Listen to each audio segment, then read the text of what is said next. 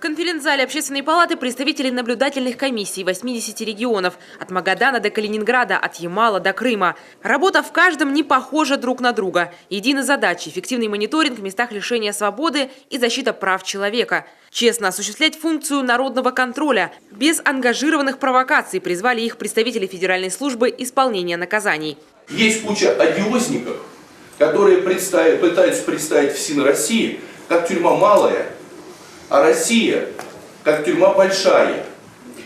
Только они считают себя теми правозащитниками, которые имеют право проводить правозащитную деятельность, и только они имеют право говорить на Западе, как вообще тут все происходит и какая правда в России. Так вот, вы мне выгодны, как то гражданское общество, люди, которые объективно проводят весь этот контроль и которые реально могут сказать: нет, друзья, вот это не так, вот это так, вот это так, вот это так. И я там был, я видел, и я снимал. Ежегодно тысячи представителей региональных организаций, которые контролируют соблюдение прав человека в местах принудительного содержания, принимают и рассматривают жалобы на систему. Какие-то обоснованные, какие-то явно с наговором. Но странным моментом в 9-летней практике, говорят ревизоры, становится то, что до сих пор некоторые спецучреждения относятся к ним не как к партнерам, закрывают двери. Давайте как-то это взаимодействие налаживать. Ведь человек попадает в систему ФСИН через систему МВД. И в основном все нарушения, они-то случаются, прав человека и закона. Они случаются первые сутки, двое-трое. Хотя, еще раз говорю, у вас и финансирование сейчас достаточно неплохое, и проблем-то у вас поменьше. То, что мы проверяем, дежурные части, ВСС, предприемники и так далее. Ситуация не такая плохая. Во все надо сложнее, но они более открыты, более доступны, более, скажем так, разумны стали. А вот еще корень зла. Из-за того, что вся работа строится на общественных началах, все текущие бытовые расходы членам комиссии приходится брать на себя. Не всегда общественникам разрешают проносить на территорию спецучреждений средства фото и видеофиксации. Не дают изучать некоторые касающиеся конкретных случаев документы. А как иным образом еще регистрировать нарушения, законодатель не поясняет.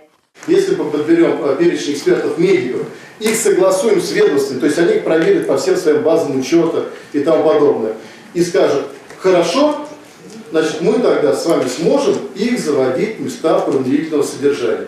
И, соответственно, когда мы их туда будем заводить, мы с вами будем получать объективную оценку. Точно так же нам крайне важно добиться права проноса, где-то это разрешает, где-то нет, приборов, которые нам позволят объективно оценить состояние воздуха, температуру, освещенности. Наблюдатели КОМИ, например, за прошлый год выезжали с проверками 45 раз. Если сравнивать с коллегами из соседних регионов, это немного. Без внимания, увы, оказались многие отдаленные учреждения. Возможно, проблему бы решил географический подход при отборе членов ОНК. Сегодня более половины из них проживают в Сыктывкаре. В Иркуте, Ухте и Удровском районе только по одному человеку. Хотя по закону для прохождения в ту же колонию требуется двое. Кому-то 300 километров кажется много, у нас 1000 от Воркуты до Сыктывкара, поэтому у нас намного острее, наверное, проблема.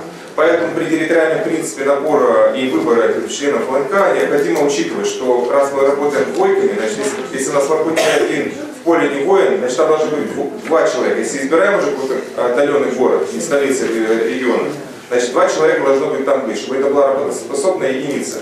Рекомендации участников конференции внимательно изучат в Общественной палате России. В частности, региональным властям уже предложено ежегодно закладывать при финансировании местных общественных палат отдельной строкой нужды ОНК. А ведомствам предложено включать наблюдателей в свои общественные советы при региональных управлениях. Самим же общественникам неплохо было бы отчитываться о проделанной работе перед уполномоченным по правам человека. Таисия Жакова, телеканал Юрган, Москва.